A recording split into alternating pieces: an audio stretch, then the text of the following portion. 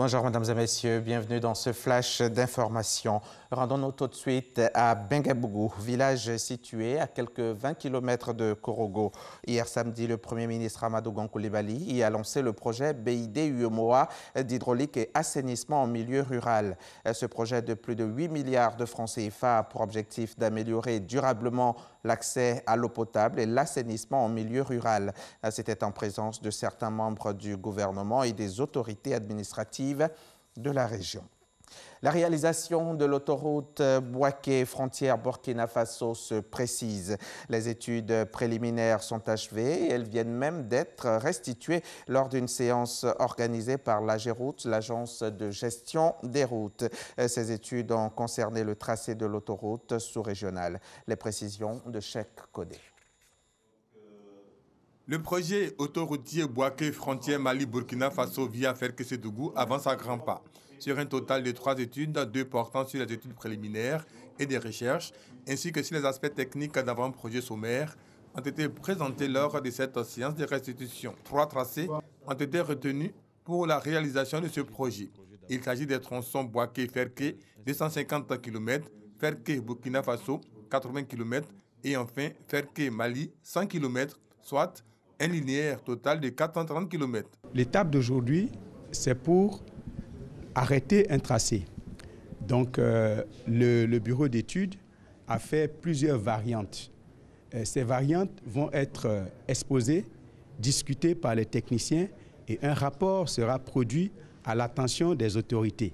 La troisième et dernière phase de cette étude portera sur l'avant-projet détaillé qui déterminera le tracé définitif de l'autoroute. Cette étape sera suivie de la préparation des dossiers d'appel d'offres. Ces études, d'un coût de plus de 1 milliard de francs CFA, sont conduites par un cabinet tunisien. Nous avons recommandé un tracé ou un couloir sur lequel on doit mener les études d'APS et l'AGEROUTE nous a confirmé son choix sur lequel nous avons fait les études d'APS que nous venons de présenter aujourd'hui. Nous finançons le tronçon Oualangoulou-Dougou, frontière Côte d'Ivoire, étant donné que le Mali a réalisé les études du tronçon Sikasso vers la frontière Côte d'Ivoire. De sorte que nous rentrons dans un maillage de réseau autoroutier régional. Ce projet d'autoroute est un maillon important de ce vaste schéma autoroutier que la Commission est en train de mettre en œuvre avec les États. Dans le cadre du financement de cette étude, qui s'inscrit dans la politique d'intégration et de mobilité sous-régionale, la Commission de l'UEMOA a investi plus de 10 milliards de francs CFA pour les 3 pays concernés par le projet, la Côte d'Ivoire, le Mali et le Burkina Faso.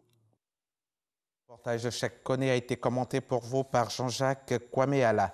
Au ministère de la Famille, de la Femme et de l'Enfant, l'on a célébré jeudi les agents lauréats du prix national d'excellence. Une occasion pour le département de Ramatali Bakayoko de faire son bilan et de penser un plan stratégique pour la mise en œuvre de ces projets en cette année 2019. Le compte-rendu de nos reporters à suivre dans le 13h.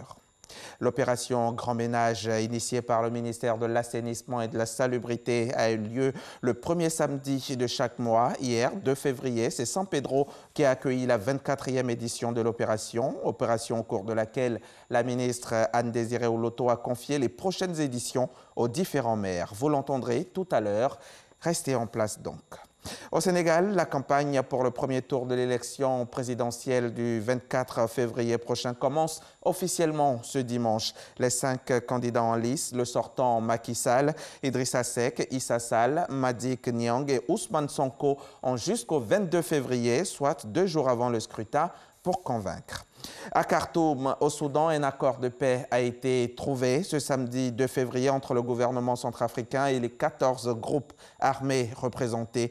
Les négociations qui ont eu lieu sous l'égide de l'Union africaine se sont ouvertes officiellement le 24 janvier dernier et ont débuté le lendemain. Elles ont été suspendues un temps à cause de désaccords. Hier samedi soir, il semblerait que les différentes parties se soient mises d'accord. Néanmoins, les dispositions exactes restent incertaines. C'est la fin de ce flash. Merci de l'avoir suivi. Je vous retrouve tout à l'heure à 13h. Mais avant, dans le cadre du magazine du dimanche, sachez que je recevrai le chef du service hématologie au CHU de Yopougon, professeur Ibrahima Sanogo. Avec lui, nous parlerons de l'hémophilie, cette maladie héréditaire qui est un trouble de la coagulation. L'hémophilie, réalité et prise en charge en Côte d'Ivoire, c'est donc le sujet à suivre tout à l'heure dans le 13h. Restez en place.